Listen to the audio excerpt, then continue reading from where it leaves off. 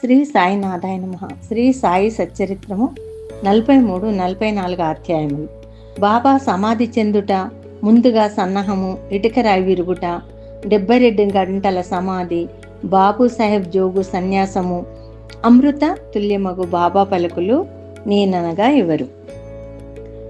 43 మరియు 44 అధ్యాయములు కూడా బాబా శరీర త్యాగం చేసిన కథనే వర్ణించినవి కనుక వాటిని ఒక చోట చేర్చుట జరిగినది. ముందుగా సన్నాహము. హిందువులలో ఎవరైనా మరణించుటకు సిద్ధంగా ఉన్నప్పుడు మత గ్రంథములు చదివి వినిపించుట సాధారణ ఆచారం. ఏలానా ప్రపంచ విషయముల నుండి అతని మనస్సును మరలించి భగవద్విషయములందు లీనమునర్చినచో అతడు పరమును సహజముగాను సులభముగాను పొందును. పరీక్షిత్ మహారాజు బ్రాహ్మణ ఋషి బాలుంచ శపింపబడి వారం రోజులలో చనిపోటకు సిద్ధంగా ఉన్నప్పుడు గొప్ప యోగియగుడు శుకుడు భాగవత పురాణమును ఆ వారంలో బోధించెను. ఈ అభ్యాసము ఇప్పటికీ అలవాటులోనున్నది. చనిపోటకు సిద్ధంగా నున్న వారికి గీత, భాగవతము మొదలగు గ్రంథములు చదివి వినిపించెదరు. కానీ బాబా భగవంతుని అవతారమగుటచే వారి కట్టిది అవసరం లేదు. కానీ బాబా ఇతరులకు ఆదర్శంగా నుండుటకు ఈ అలవాటును పాటించరు. త్వరలోనే దేహత్యాగము చేయుచున్నానని తెలియగానే వారు వజేయని నాతని పిలిచి రాజ విజయమను గ్రంథమును పారాయణ చేయమన్నారు. అతడు వారంలో గ్రంథమును ఒకసారి పఠించెను. తిరిగి దానిని చదువుమని బాబా ఆజ్ఞాపింపగా అతడు రాత్రింబవళ్ళు దానిని చదివి 3 దినములలో 2వ పారాయణము పూర్తి చేశాను. ఈ విధముగా 11 దినములు గడిచాను. అతడు తిరిగి 3 రోజులు చదివి అలసిపోయాను. బాబా అతనికి సెలవిచ్చి పొమ్మనను. బాబా నెమ్మదిగా నుండి ఆత్మానుసంధానంలో మునిగి చివరి క్షణమునకై ఎదురు చూచుచుండిరి. 2-3 దినములు ముందు నుండి బాబా గ్రామం బయటకు పోవుట, భిక్షాటనం చేయుట మొదలగునవి మాని మసీదులో కూర్చుండిరి. చివరి వరకు బాబా చైతన్యంతో నుండి అందరిని ధైర్యంగా నుండుడని సలహా ఇచ్చారు. వారెప్పుడు పోయేదరో ఎవరికి తెలియనీయలేదు. ప్రతి దినము కాకాసాహెబ్ దీక్షితు, శ్రీమాన్ బూటియు వారితో కలిసి మసీదులో భోజనం చేయుచుండేడు వారు. ఆనాడు 1918 అక్టోబరు 15వ తారీఖు హారతి పిమ్మట వారిని వారి వారి బసలకు పోయి భోజనం చేయమనిరి. అయినను కొంతమంది లక్ష్మీబాయి సిందే, బాగోజీ షిందే, బాయాజీ లక్ష్మణ్ బాలాషింపి, నానాసాహెబ్ నిమోంకరు అక్కడనే ఉండరు. దిగువ మెట్ల మీద శ్యామ కూర్చుని ఉండను. లక్ష్మీబాయి సిందేకు 9 రూపాయలను దానం చేసిన పిమ్మట బాబా తనకు ఆ స్థలము బాగలేదనియు అందుచేత తనను రాతితో కట్టిన బూటి మేడలోనికి తీసుకొని పోయినా అచట బావుగా నుండుననియు చెప్పింది. ఈ తుది పలుకులాడుచు బాబా బాయాజీ తాత్య కోతేపై ఒరిగి ప్రాణములు విడిచాను. బాగోజీ దీనిని కనిపెట్టాను. దిగువ కూర్చుని ఉన్న నానాసాహెబ్ నిమోంకరుకు ఈ సంగతి చెప్పాను. నానాసాహెబ్ నీళ్లు తెచ్చి బాబా నోటిలో పోసాను. అవి బయటకు వచ్చాను. అతడు బిగ్గరగా ఓ దేవా అని అరిచాను. అంతలో బాబా కళ్ళు తెరిచి మెల్లగా ఆ అనెను. బాబా తమ భౌతిక శరీరమును విడిచిపెట్టెనని తేలిపోయింది. బాబా సమాధి చెందిన సంగతి షిరిడి గ్రామంలో కార్చిచ్చు వలె వ్యాపించింది. ప్రజలందరూ స్త్రీలు, పురుషులు, బిడ్డలు మసీదుకు పోయి ఏడవసాగిరి. కొందరు బిగ్గరగా ఏడ్చిరి, కొందరు వీధులలో నేర్చుచుండిరి, కొందరు తెలివి తప్పి పడిరి. అందరి కండ్ల నుండి నీళ్లు కాలువల వలె పారుచుండెను. అందరూ విచారగ్రస్తులేరి. కొందరు సాయిబాబా చెప్పిన మాటలు జ్ఞాపకం చేసుకొని మొదలెడిరి. మునుముందు 8 ఏండ్ల బాలునిగా ప్రత్యక్షమయ్యేదనని బాబా తమ భక్తులతో చెప్పిరని ఒకరనిరి.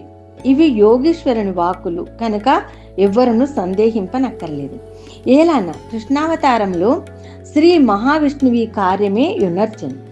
సుందర శరీరంతో ఆయుధములు కల చతుర్భుజములతో శ్రీకృష్ణుడు దేవకీదేవికి కారాగారంన 8 ఏండ్ల బాలుడుగానే ప్రత్యక్షమయ్యాను. ఆ అవతారంన శ్రీకృష్ణుడు భూమి భారమును తగ్గించెను. ఈ అవతారము సాయిబాబా భక్తుల ఉద్ధరించుటకై వచ్చినది.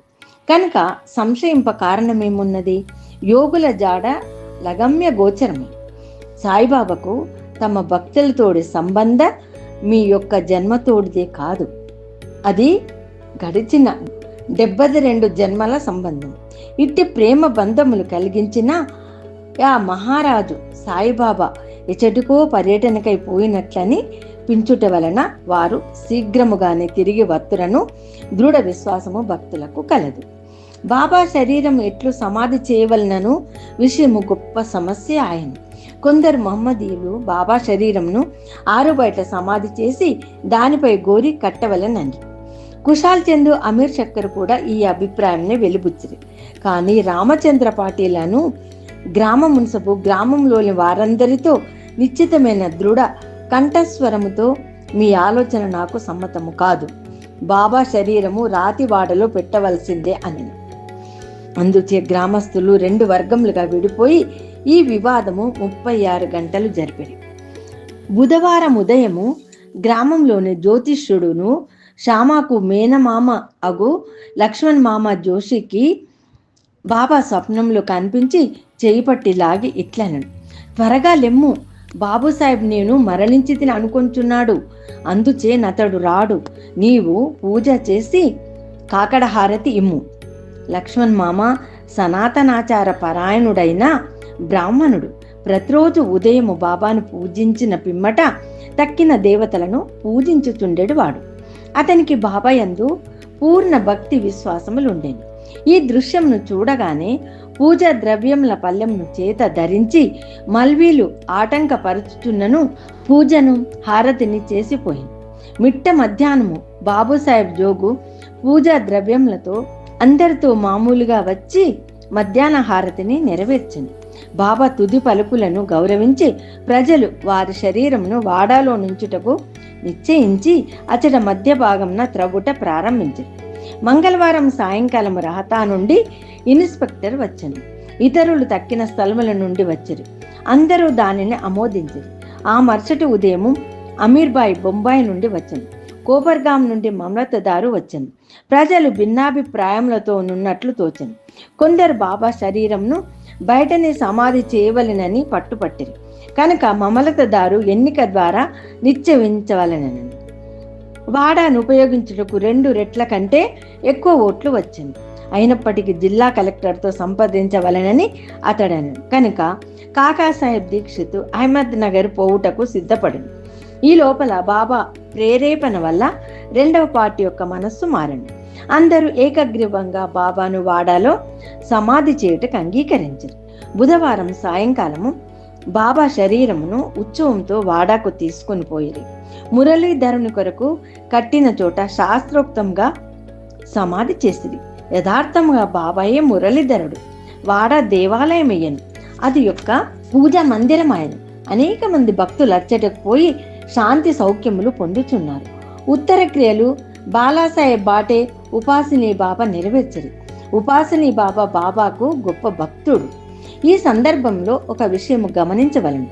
ప్రొఫెసర్ నార్కే కథనం ప్రకారము బాబా శరీరము 36 గంటలు గాలి పట్టినప్పటికీ అది బిగిసిపోలేదు.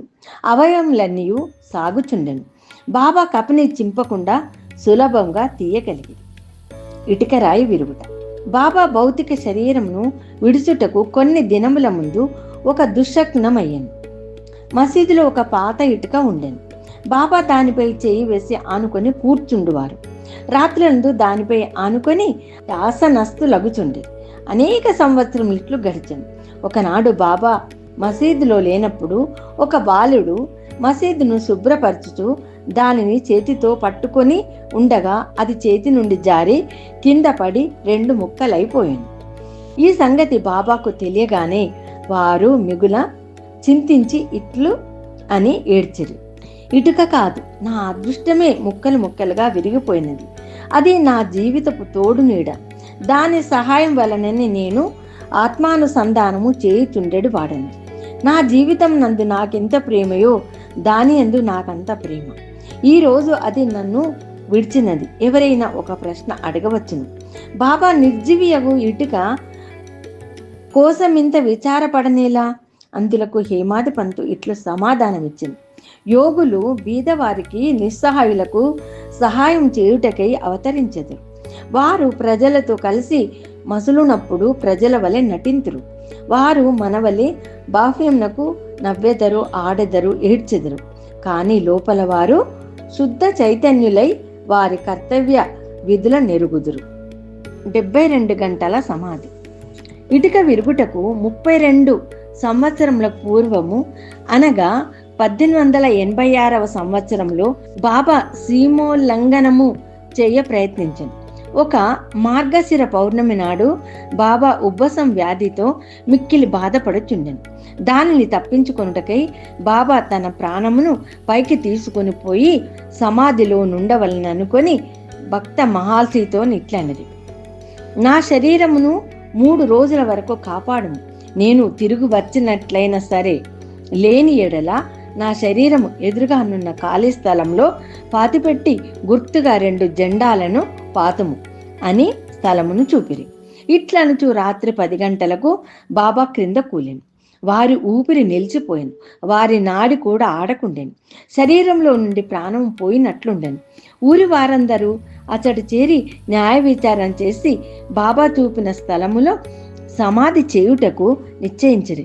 కానీ మహల్సపతి అడ్డగించింది. తన ఒడిలో బాబా శరీరం నుంచుకొని 3 రోజులట్లే కాపాడుచూ కూర్చుండెను.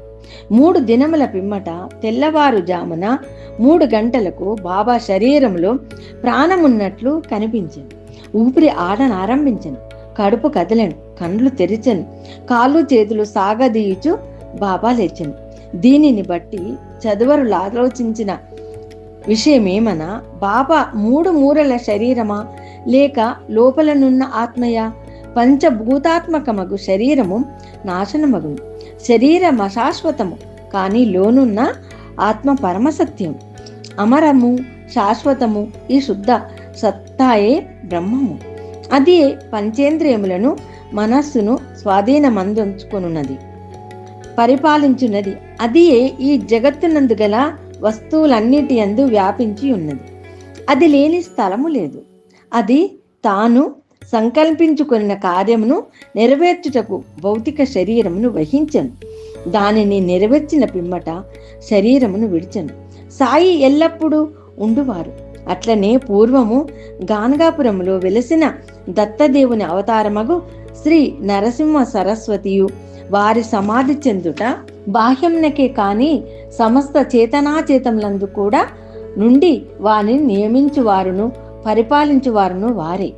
ఈ విషయం ఇప్పటికి సర్వస్వ శరణాగతి చేసిన వారికి, మనస్ఫూర్తిగా భక్తితో పూజించిన వారికి అనుభవనీయమైన సంగతి. ప్రస్తుతము బాబా రూపము చూడ వీలు లేనప్పటికీ మనము షిరిడీకి వెళ్ళినచో వారి జీవితమెత్తు పటము మసీదులోనున్నది.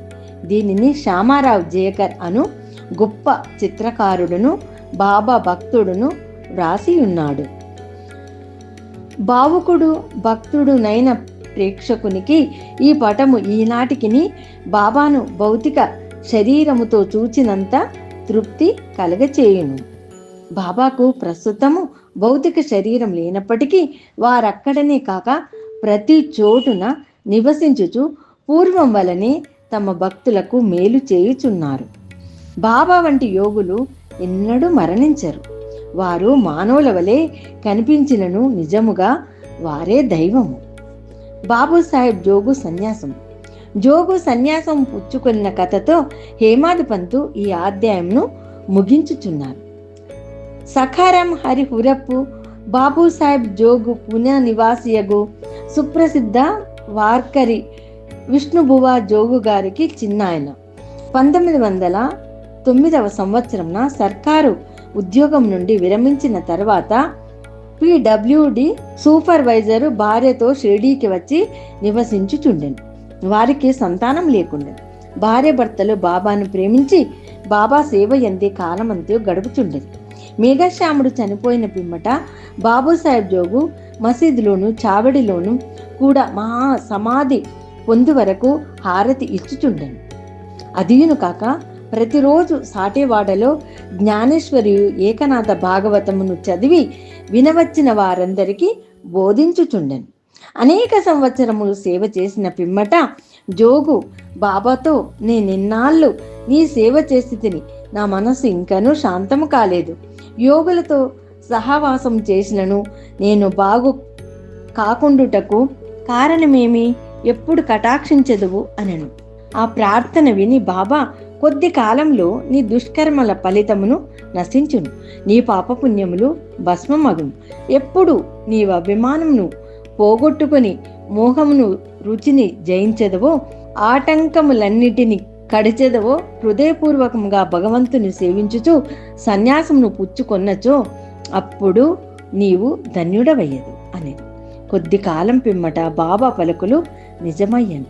అతని భార్య చనిపోయాను. అతనికి ఇంకొక అభిమానం ఏదియూ లేకుండుటచే అతడు స్వేచ్ఛాపరుడై సన్యాసమును గ్రహించి తన జీవిత పరమావధిని పొందాను. అమృత తుల్యమగు బాబా పలుకులు.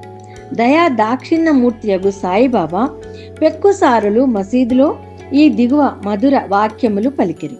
ఎవరైతే నన్ను ఎక్కువగా ప్రేమించెదరో వారు ఎల్లప్పుడూ నన్ను దర్శించెదరు. నేను లేక ఈ జగత్తంతయు వానికి శూన్యము. నా కథలు తప్ప మరేమీ చెప్పాడు. సదా నన్నే ధ్యానం చేయును, నా నామమునే ఎల్లప్పుడూ జపించుచుండెను. ఎవరైతే సర్వస్వ శరణాగతి చేసి నన్నే ధ్యానింతురో వారికి నేను రుణస్థుడను. వారికి మోక్షమిచ్చి వారి రుణము తీర్చుకొనెదను. ఎవరైతే నన్నే చింతించుచు నా గూర్చియ దీక్షతో నుందురో, ఎవరైతే నాకు అర్పించనిదే ఏమీ తినరో అట్టి వారిపై నేను ఆధారపడి ఉందును. ఎవరైతే నా సన్నిధానమునకు వచ్చెదరో వారు నది సముద్రంలో కలిగిపోయినట్లు నాలో కలిసిపోవుదురు. కనుక నీవు గర్వము అహంకారము లేశమైన లేకుండా నీ హృదయములోనున్న నన్ను సర్వస్వ శరణాగతి వేడవలెను. నేననగా ఎవరు? నేను అనగా ఎవరో సాయిబాబా ఎన్నోసార్లు బోధించరు. వారిట్లనిరి, నన్ను వెదుకుటకు నీవు దూరము కానీ మరెచ్చటికి కానీ పోనక్కరలేదు. నీ నామము నీ ఆకారము విడిచినచో నీలోనే గాక అన్ని జీవులలోనూ చైతన్యము లేదా అంతరాత్మ అని ఒకటి ఉండును, అదే నేను. దీనిని నీవు గ్రహించి నీలోనే కాక అన్నిటిలోనూ నన్ను చూడుము. దీనిని నీవు అభ్యసించినచో సర్వ వ్యాపకత్వము అనుభవించి నాలో ఐక్యము పొందెదవు. హేమాది పందు చదువరులకు ప్రేమతో నమస్కరించి వేడునదేమనగా, వారు వినయ విధేయతలతో దైవమును, యోగులను, భక్తులను ప్రేమింతురుగాక. బాబా పెక్కుసారులు ఎవరైతే ఇతరులను నిందించుదురో వారు నన్ను హింసించిన వారగుదురు. ఎవరైతే బాధలు అనుభవించెదరో ఓర్చుకొందురో వారు నాకు ప్రీతి గుర్చెదరు అని చెప్పిరి. బాబా సర్వ వస్తు జీవ సముదాయంలో నైక్యమై ఉన్నారు. భక్తులకు నలుప్రక్కల నిలిచి సహాయపడెదరు.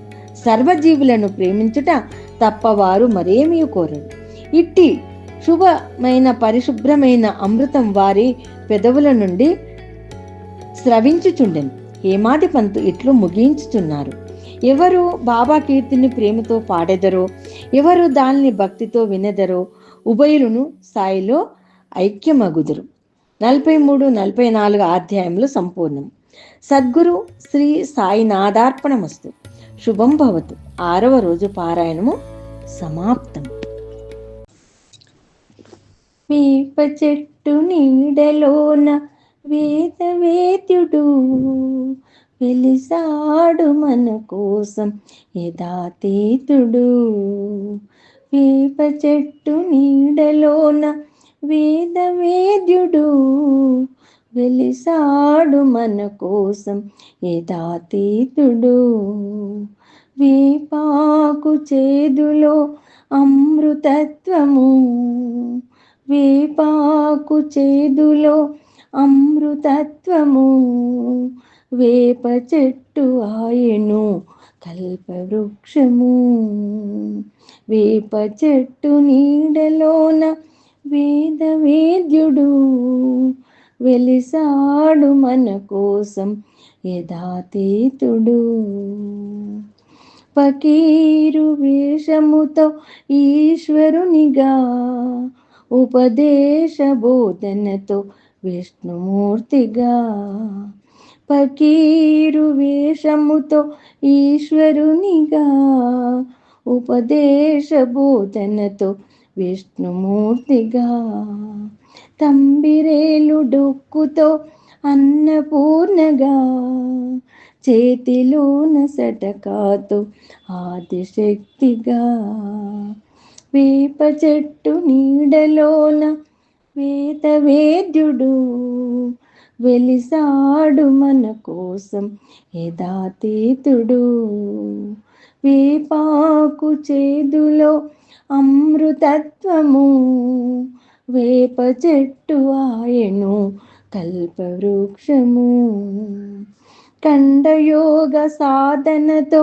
యోగ మార్గము, విభూతి మహిమతో పూర్ణయోగము, ఖండయోగ సాధనతో యోగ మార్గము, విభూతి మహిమతో పూర్ణయోగము, కాలు మీద కాలు వేసి భక్తి యోగము, వెలిగేటి దునియేమో ధర్మయోగము, వేప చెట్టు నీడలోన వేదవేద్యుడు వెలిసాడు మన కోసం యథాతీతుడు, తలపైన పాగాలో అష్టసిద్ధులు, భుజాన జూలిలో అష్టలక్ష్ములు, తలపైన పాగాలో అష్టసిద్ధులు, భుజాన జోలేలో అష్టలక్ష్ములు, పాదరక్ష లేకుండా భూమి పావనం, పాడుబడ్డ మసీదే మోక్ష సౌధము, పాదరక్ష లేకుండా భూమి పావనం, పాడుబడ్డ మసీదే మోక్ష సౌధము, వేప చెట్టు నీడలోన వేదవేద్యుడు వెలిసాడు మన కోసం యథాతీతుడు, వేపాకు చేదులో అమృతత్వము, వేప చెట్టు ఆయను కల్పవృక్షము.